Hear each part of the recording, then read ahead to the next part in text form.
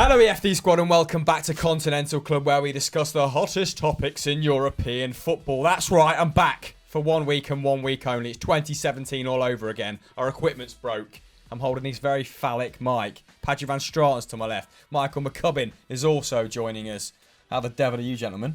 Good. Yeah. Yeah. Valentine's Day. I've got to admit, I don't think either of them really believe in the topic we're about to discuss. And, you know, very much like in 2017, we're shoehorning a Premier League title into a European-based football show. Without further ado, let's progress. So the question comes from the Noob Master, and it says, should Chelsea get Sancho? Just to give you boys a bit of context, a move away from BVB seems, you know, on the cards, doesn't it? At least according to Sky Germany's Jesko van Eyckman, I want to pronounce that name. He said that he will definitely leave Dortmund this summer. That's for sure. So pretty conclusive there. He continued by saying he had some trouble coming in on time. He came in more or less late every day. He changed that and is really improving. So now he's pushing for a move. It would seem that his professionalism has gone through the roof. Not sure if that's worth praising. But anyway, Sky claimed that despite City having an option to match any bid for the player and be notified of that bid, the citizens are ready to let that lapse, and Manchester United and Chelsea are sniffing. Now, do you boys think, very briefly, before we discuss the virtues of going to each club, that he should go to one of those two clubs? Michael, being a Manchester United fan, where do you think Sancho should go? I don't think he should, to be honest. If I was Sancho, I wouldn't favour a move to United or Chelsea at this moment in my career. Where do you think he should go? Instinctively. I was thinking about this earlier. Instinctively, I'd just say Barcelona. In terms of a team that need someone in that position of that quality, and obviously the opportunities that come with playing for Barcelona. Yeah, okay. What about you, Pat? Instinctively. Also, same question. I honestly find it hard to. I'm trying to think, like, if Jadon Sancho moved this summer, is there a team he could go to where I'd actually be excited about next year? And I just don't think there is. But yeah, Barcelona to me is obviously the most natural fit. I think that's the sensible move. Yeah, okay. I mean, going for him. Nice. I think as a purist, I would love to see that. I would agree. Going through his numbers a little bit redundant at this stage because we know he's a certified baller. But let's just check in with them very briefly. This season, an expected goals and assist ratio of 0.88 per game. He is truly elite now, isn't he? And Manchester United, not necessarily a truly elite club at the moment, McCubbin, but I'm gonna task you with discussing the virtues of going to Manchester United. What are the pros? What are the cons? And can you see it happening more so than a move to Chelsea? I don't know if I can see it happening more so than a move to Chelsea. It kind of depends. I think in terms of money, I think United do need to be focusing on that area for sure. I was looking earlier. It's actually ridiculous. This is something. This whole right side problem for United, which has been very obvious for the last 2-3 years, is actually a very long term problem. The club haven't signed a specialist right winger since Antonio Valencia in 2009. We signed Henrik Mkhitaryan, who could play in that position, but wasn't really used there all that much. You've had players like Jesse Lingard who have kind of stepped in there, Juan Mata as well. But not a specialist kind of right-sided midfielder or right-sided winger in 11 years now. So it's about time that the club, spent a big fee on a right-sided attacker.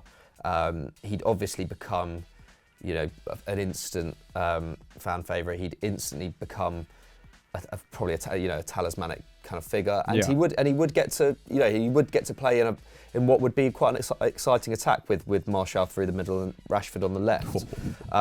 As for challenge, the problem is obviously there's no guarantee of challenging for silverware on multiple fronts. That which he would get if, say, Manchester City decided to take him back. He obviously would get that if Liverpool were linked with him again, and he also wouldn't be enjoying that exciting a project. He wouldn't be joining as exciting a project as he would be going to Lampard's Chelsea, but he would definitely get more game time than at Lampard's Chelsea. Do you think the Ole situation might curtail a move in that they're potentially, but or if he's available, do you just get him? But I also think that that having Ollie in charge maybe is would be a turn off for Sancho himself as well. I think having worked with a manager, Lucien Favre is not he's not a superstar manager, but he's done a very good job with Sancho, and I think Sancho would is intelligent enough to know that he needs guarantees in terms of the kind of coaching he's going to get. So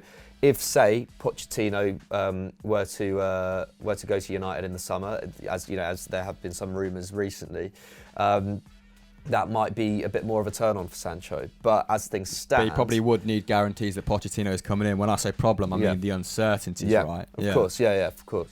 I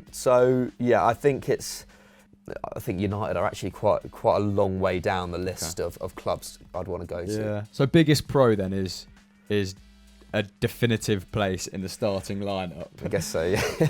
fixing long-term plan. At Chelsea, insane it seems wages. Insane wages, of course. Yeah. At Chelsea, it seems that they've already got an abundance of talent in that area. Obviously, Callum Hudson-Odoi, Pulisic can both play out wide. Mason Mount in that number 10 role. They've just signed Ziyech, who can play out wide or in that number 10 role, or maybe in midfield 3. One of them would have to pay the price, when he came in, and Chelsea would then be left with paying the price of leaving that very expensive, starting calibre of player on the bench back. Yeah, I mean, you'd imagine it would be Hudson-Odoi, right? Though Pulisic has been in and out of the lineup this season, but there's definitely an argument that, like, if you can get Sancho, you probably just get Sancho, and you're like, we'll figure the rest out afterwards. I do think, because he is a boyhood Chelsea fan, maybe you can sell it to Chelsea fans a little bit more easily. Like, you could say, okay, Hudson-Odoi would probably ask to leave after a year of it, after not being in the lineup. Yeah. And you could probably sell him on for a pretty decent wage, and that would be difficult for Chelsea fans. But if Sancho is there absolutely killing it, they'll mind a lot less. Like, it's one of those things where it's quite difficult because you want a really strong bunch of players to pick from. But when you have, 5 or 6 starting quality players, that is difficult because they are on those huge wages and they are going to demand minutes. I don't really see the appeal for Sancho. Like, yes, he is a boyhood Chelsea fan, but I think football fans and football players conceive of these things very differently. I think football players understand that they need to do what is best for their career rather than just kind of go with their heart and go to the club they supported. So, I don't know. I think that he'll probably have more attractive offers, in all honesty. Like, Chelsea, I think, are a really exciting project, but they are a project. I think that they won't win the league next year. I think they're probably unlikely to win the league the year after that because we've got at least a couple more years of Man City being great, of Liverpool being great. Like, even if they do start to turn things over.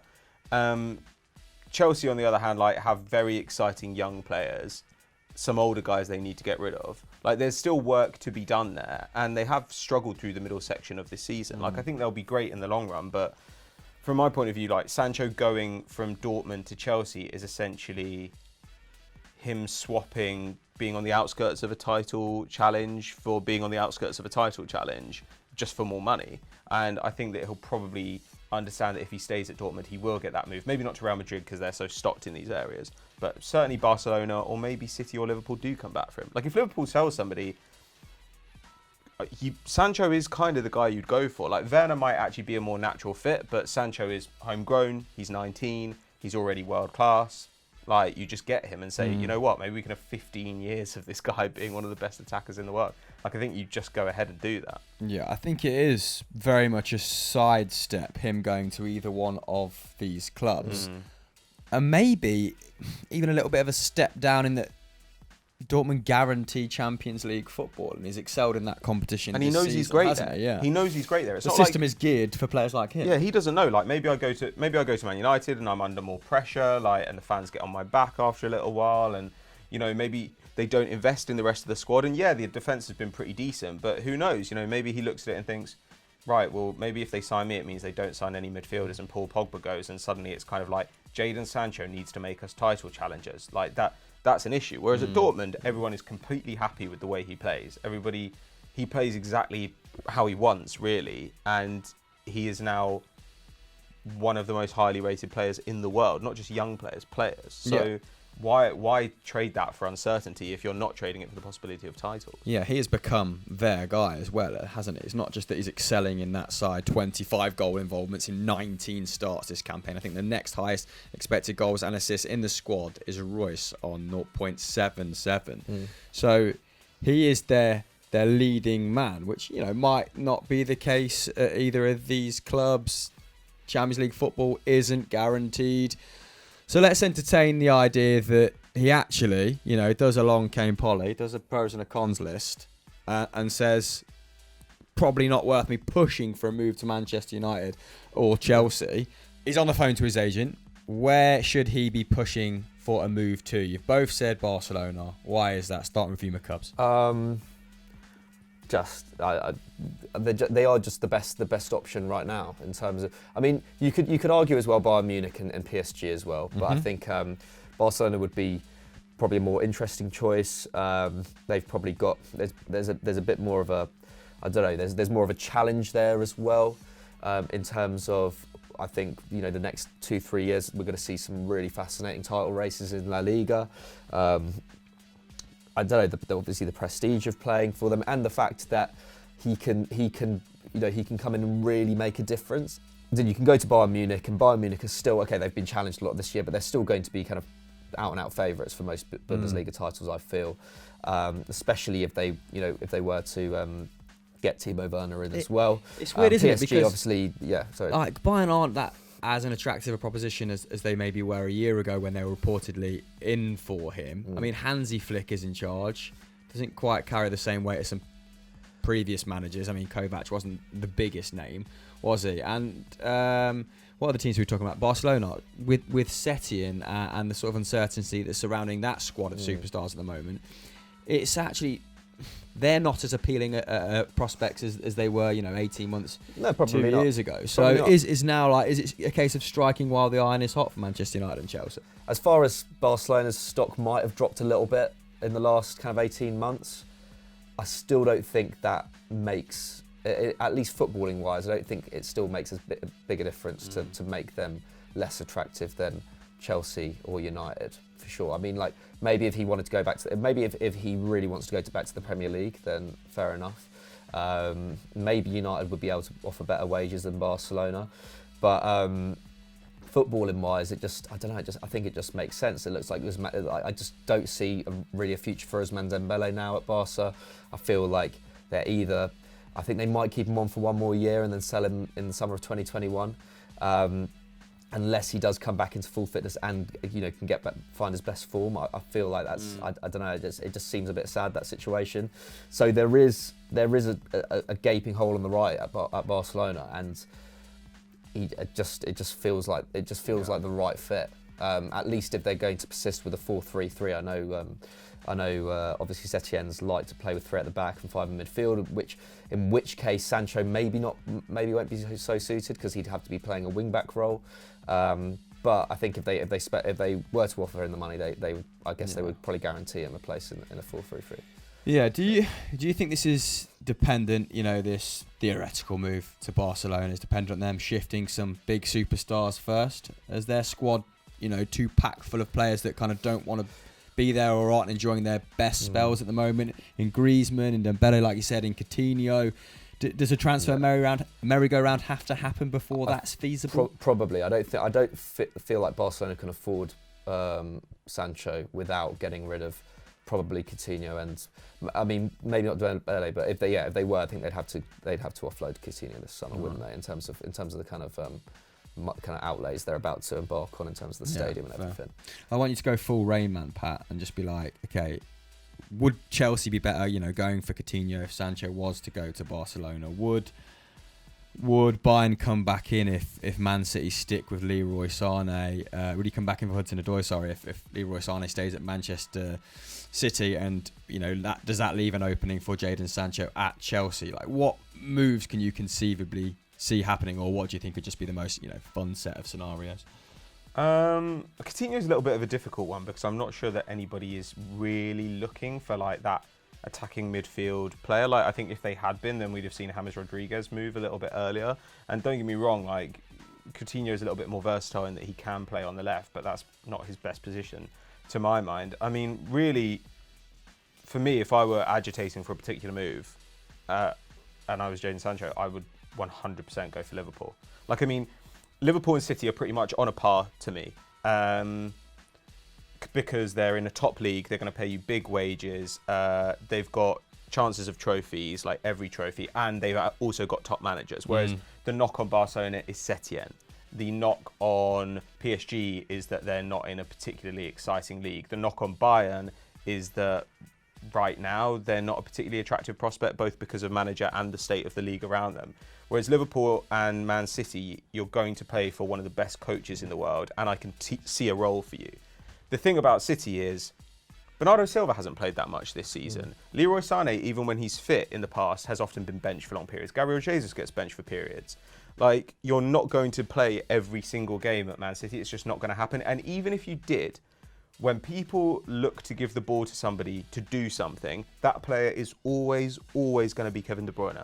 Like, it will always be him. And he's takes up a lot of space on that right-hand side as well, doesn't he? Well, he pretty much plays where he wants, but yeah, that's where he wants to kind of pull out to. And you can't really play Sancho off the left because you've got Sterling there, so that doesn't work to me. Whereas at Liverpool, it's really easy to imagine a way that he could fit in. Firstly, you could go to a 4-2-3-1, which they've actually done in the past when they were getting Shaqiri into the lineup, and you could play Firmino behind Salah as a striker. You could also sell one of those players, like sell Firmino, because Firmino's now 28, I think. And just put Sancho in at the right and play Salah through the middle, or even play Mane. Like, you could, it's not one of those things now where players have like such a strict position. Like, for instance, there are players like Timo Werner, for instance, we've talked about in the past. Timo Werner, people are like, he plays on the left, he plays on the right. He's a number 9 wherever he plays. He always plays like a centre forward wherever he plays. It's just that he gets started in different positions. So I think Liverpool, I could easily see a way, especially if Naby Keita got fit again, where they could roll out a 4-2-3-1 with Fabinho and Keita in midfield, with maybe Firmino in the 10 space, Salah through the middle, Sancho on the right, and Mane on the left. And that would all work. All of those players would fit nicely in those positions. And Liverpool now have so many games in a season. I feel, to me, that would be like a legacy building transfer. Like, yeah, it just seems to me like in every particular that would make sense. Whereas every other move I can think of, there's an argument against it. I think if you went to Liverpool, like, Liverpool are just sorted for a long, long time, regardless of what else goes on in the squad. What about Juventus? Just to entertain them very briefly. Ronaldo 35, Higuain 32, Costa's 29 now, I believe. Bernardeschi's kind of seemed perennially out of favour. You know, he gets minutes here and there, doesn't he? Dybala is linking up well with Ronaldo this season, actually. Dovetailing nicely, but would they be potential contenders? Because they are willing to throw around serious cash now to land their man, aren't they? Don't they need a striker more? Like you've said, Ronaldo and Higuain. Ronaldo will play till he's 38. Yeah, but if Ronaldo and Higuain being old is the issue, then the issue's a striker, like less a kind of creative player. I think they're, I don't know. And also, I feel like with Juve, they've tended to, like, in terms of kind of creation off either wing, hasn't really been kind of the way that they've really thrived in the last few years, right? Like, they've never really. I don't I feel suppose like under Allegri they were using wing backs. Yeah, but I would. Allegri's last season, they were really reliant on their fullbacks. Yeah, but then again, it's that's not really Sancho's calling, is it? No, I agree. And on that right hand side, Sarri does prefer. Traditionally, it's been Callahan, it's been Willian. These are players that do have defensive duties because of the ball progression in his side. I don't know if it'd be appealing playing under Sarri, but certainly got their house in order compared to a few of the clubs we've spoken about. I mean, we've got a fairly good discussion out of that. Him leaving Dortmund, obvious, but his destination, not so much. There's no real contender unless Liverpool throw their hat in a mix, and of course they have been linked with that £54 million bid for Timo Werner. So maybe they see him as someone with very similar output. Admittedly, Werner's got like 2-3 years on him, hasn't he? I think Werner's 23. Yeah, he's 23. Might be turning 24 this year as well. But very similar output. Werner's expected goal numbers are way better. Might save themselves 50 mil though. Would you think that'll come into their thinking? Did Liverpool actually care, having not spent a lot of money in the summer just gone by? But that was because they spent a lot before, right? They said they were not going to be able to spend as much going forward. It depends what other work they have to do. Like Wijnaldum has a year left on his deal, and Henderson is obviously like the age he is. And Keita has never been fully fit. They might be like, maybe the best use of our money is to go out and absolutely nail a midfielder. I've got a question for you. Buendia and Werner or Sancho in one window? Depends for which club. For Liverpool.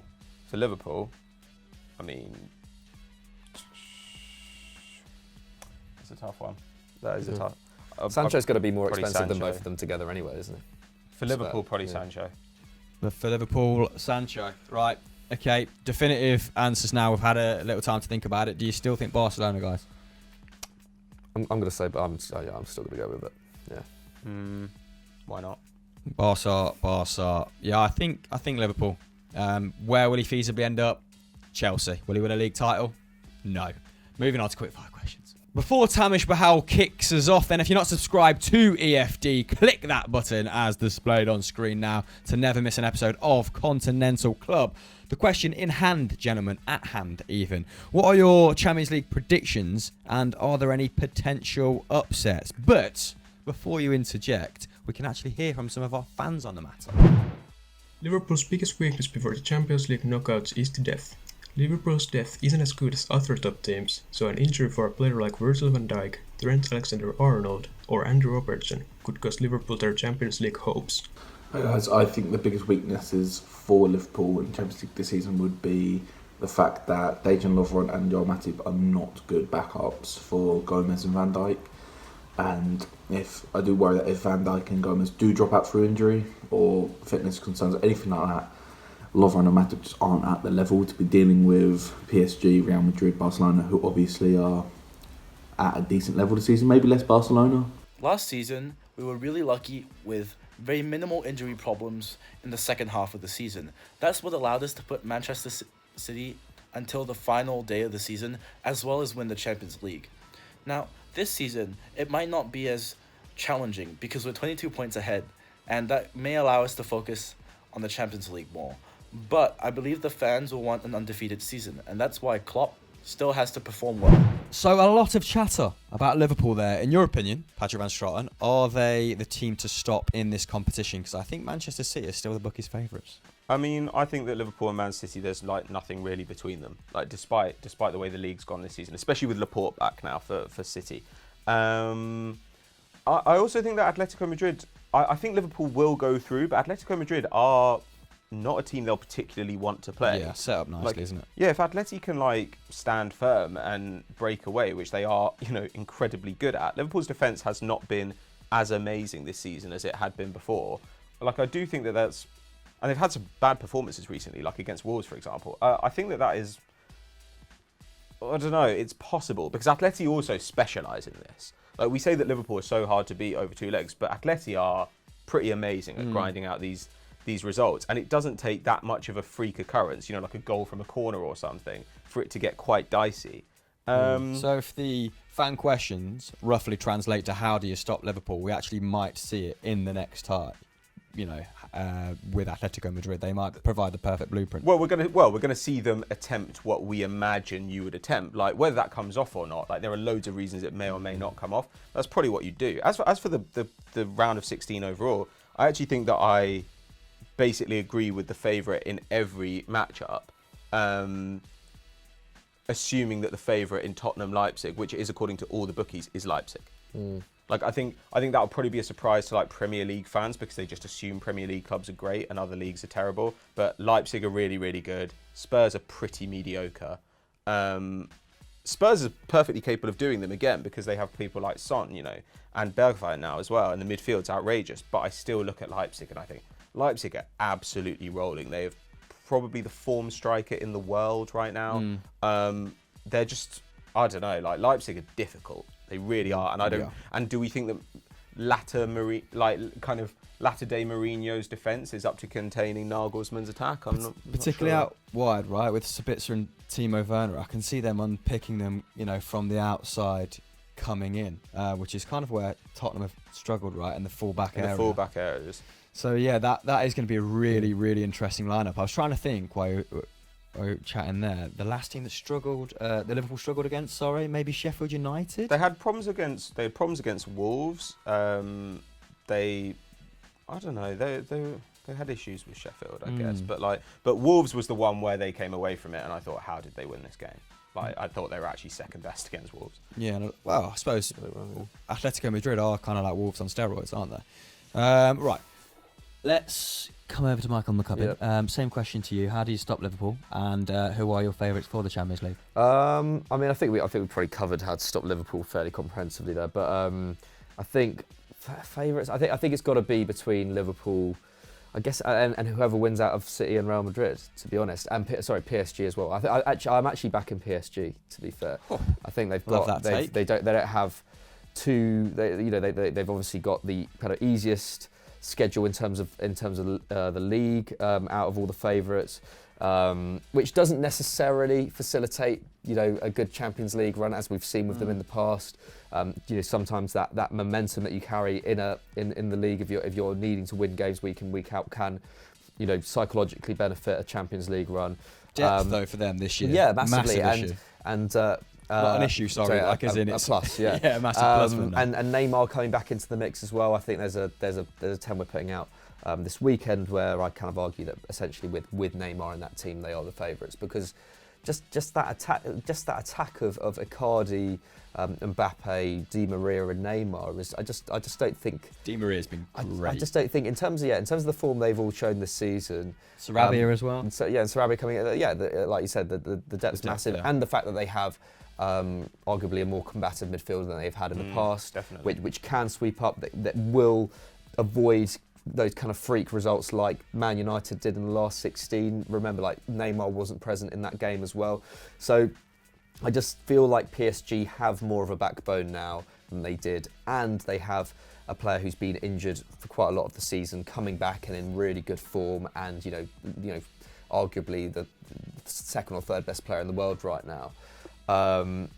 So yeah, I just think it feels more like it's PSG's year now. But then at the same time, it's really difficult, because I think this last 16 is arguably going to be the most entertaining we've seen in a long time. Obviously, every team is from Europe's top 5, which which is a little bit depressing. But there are so many ties which could go either way. Bayern, Chelsea. Bayern are obviously the favourites, but you could see Chelsea doing something. Even PSG, Dortmund, at least going forward, Dortmund can hurt PSG. So Atalanta, Valencia, probably two dark horses. That's very 50-50. That isn't it? Really? I mean, I guess that's such a walkover for Atalanta, man. I don't know. Valencia are terrible, and Atalanta are amazing. Maybe. Atalanta have got like a plus 30 goal difference in Serie A. Like, it's actually wild. Ilicic, best player in Serie A at the moment. Valencia have got nothing except Parejo. Like, that is all they have. Like, they've been so bad this season. I have no idea how they and Lyon are at this stage. It's like staggering. Like, so Atalanta have played well in the Champions League. They got kind of lucky in the Champions League. They were okay, but they've got worse since then, I think. And I would definitely say that they and Lyon are clearly like the worst sides left in it, right? Yeah, I don't know, man. I think Atalanta will, because also they're playing them at home in the first leg. I think Atalanta are just going to go. Well, to be honest, Atalanta always go out exactly the same way. I just think they're going to try and blitz them, and it could be super fun. They could win like 7-0. I mean, they could not, and they could get done like 2-1. But like Atalanta, like are perfectly capable of just like destroying them. Yeah, I think they are, for me, like the dark horses left in the competition, along with Leipzig. Although Leipzig are even Dortmund now as well. Dortmund are kicking on at just the right time. Yeah, Lucien Favre's his team have kind of got their shit together with the big man up front, rallying up. What's his full name? Erling Braut Haaland. It took me a long while to get Jean-Kevin Augustin right, and rather than calling him Kevin Jean, and I'm having the same problem with Haaland. Yeah, I think for me, Atalanta probably dark horses. My favourites probably, still Manchester City. I just think they can dedicate, a lot more that focus. I think the Premier, maybe the Liverpool players will get swept up in the Premier League, although they've dealt with it very, very well so far, haven't they?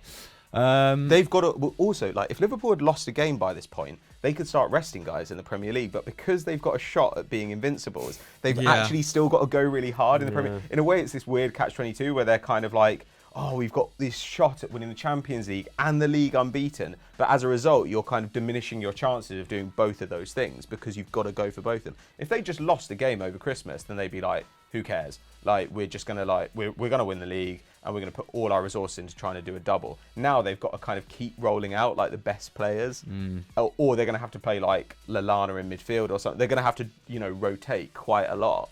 And just hope they can still win. Like, it's a little bit difficult for Klopp. Yeah, it's the kind of material things. It's like it's obviously a lot of congestion on my part, but you just think that the Premier League might steal the limelight, or distract them somewhat. Like you said, being unbeaten, a massive thing for them and the club. Where Manchester City, kind of their players, this is all they have now, isn't it? For their season not to be a failure, which is ridiculous. Finishing second in the Premier League is now seen as a failure for Manchester City.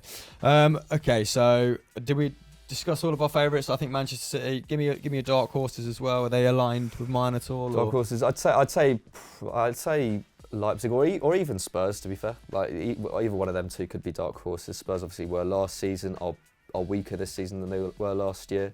But Mourinho has been pretty good in tournaments in the past, so nice. Either of those two, and I'll stick with PSG for favourites. So PSG, City favourites. Do Bayern count as dark horses? People seem to think Bayern aren't good this season. Bayern are better than Barcelona. They're better than Juventus. Bayern are really, really good, man. Juve are slipping a little bit. I think Bayern are averaging 1.5 expected goals more than their opponents per game in the Bundesliga, emphatic, which is like so unreal. Like that's beyond where Liverpool are. What's season. Lewandowski? How much is he responsible for that? I think he's still underperforming next year. I don't think so now. But okay. But he's on like, I don't know. Last time I looked, he was on like 1.2 expected goals and assists per 90 or something. But that's not the difference. Like that's just his. Yeah. Like I don't know. That is frivolous though. It's pretty outrageous. Okay, guys, let us know your favourites and your dark horses in the comments below. Very quick one from Cameron Smith, before we round off this section, do a very, very quick big match preview. What will the top four in the Bundesliga be at the end of the season? Starting on the end, McCubbin, who's your champions? I've lost faith. I'm going to say Bayern Munich, Leipzig, Dortmund and Mönchengladbach. Oh, I do like that. I think I might be in agreement, Pat. Yeah, same order. Oh, Leverkusen have got a shot though. That was very diplomatic of us. Did you see that game, Leverkusen Dortmund? What a game that was. Go and watch the highlights if you haven't. On to big match preview. We had a fair few to choose from this weekend. Dortmund versus Eintracht Frankfurt tonight. Atalanta versus Roma tomorrow. And Lille Marseille on Sunday night. But we've opted for Lazio versus Inter Milan also on Sunday night at 7:45. This is first take on third. Both sides only separated by a single point. I think Juve are the middle of that sandwich, aren't they?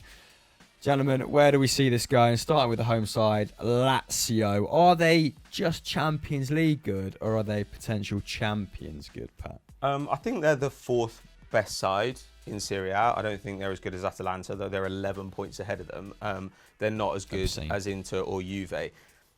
To be honest, I kind of think that if you don't want Juve to win the title, you've got to root for Inter in this game, because they've got a much better chance of staying with Juve down the stretch. Lazio have been in insane form, like we talked about Immobile so much, and Luis Alberto. I think only Muller and Sancho provided more goals than him across Europe's top 5 leagues.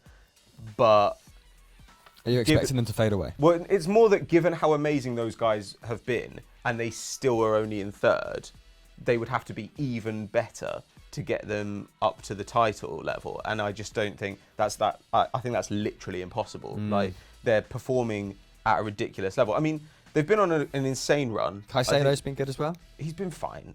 Correa's fine. Milinkovic-Savic is good. They're all good. But if those guys go, what's behind them? Whereas Inter were they went out in January and they were right, okay, let's just address depth. Even if we don't get superstars, let's just get some depth. But Lazio are unbeaten in 18. I think they've got 14 wins and 4 draws in that time, and they've scored 2 goals a game and conceded under a goal a game, after a pretty ropey start to the season. So they are a very, very good side. But I don't know. I do think that it'll be kind of depressed. It'll be kind of a depressing watch if Inter win. It'll be like Conte-ing Lazio, which will be no fun at all. But I do think that overall, if you're going to root for Juve not to win the league, you've got to root for Inter in this match. Okay, and does that kind of align with where you want the points to go? Obviously, not where you want the points to go, where you think the result's going to go. No, I could see this being a score draw, to be honest. Score draw. Okay. Cubs, Inter, and a result for me. I'll go straight with the result. I'm just going to say 2-1 Inter. 2-1. I think Lazio obviously have been in really good form, but I think they've, if I'm not mistaken, they've maybe only scored 2 in the last 3 games, something like that. I think their last match was a 1-0. Inter obviously, great result against Milan last weekend. Best Milan derby I can remember in the last few years. Yeah, it was great, wasn't it? Just full of goals, and we love goals, don't we? So obviously they lost to Napoli midweek. Not amazing. I don't think they limited Napoli fairly well. I thought that Fabio Ruiz goal was great, but apart from that, I don't think Napoli had any huge chances. And against AC as well, I think they were clearly the better side, at least in the second half. Obviously coming back from 2-0 down. But yeah, they've won, after winning 12 of their opening 14 league games, they've now drawn 5 of their last 9. So that includes games against Lecce and Cagliari. So yeah, they're not invincible. But like Pat was saying, they've done a lot of work in kind of patching up areas in January. Brought in very Conte players in terms of like the likes of Ashley Young and Victor Moses. We've spoken a lot about those transfers, and obviously Christian Eriksen is still betting himself into the side. It's still kind of a little bit difficult to see where Eriksen fits in kind of naturally in that 3-5-2. And I think that's probably one of the reasons why he hasn't kind of usurped Barella or Vecino in that midfield yet. But even off the bench, obviously he offers amazing creativity and something slightly different. Yeah. So I think that might be where Inter prevail in this game, just from having a few more options in that midfield. Okay. Brozovic has obviously been amazing, great goal against AC, isn't it? And yeah, just having a great season once again. 3 goals, 5 assists, 4.1 tackles and interceptions per 90, 2 shots, 1.6 key passes. So yeah, he is probably kind of the key to one of the most underrated side, players in Europe's top 5 at the moment in terms of how much Potentially. respect is put on his name. Yeah, I feel think like outside of the football aficionados, no one would be like Brozovic to Manchester United. And I think that's the thing as well. I think because Brozovic is a little bit older as well, he's like 27, I think turning 28 this year as well. He's one of those players who you don't necessarily look at as like, oh, this is a player who, say, United or one of Europe's elite should be going in for, just because he's just a little bit above that age range.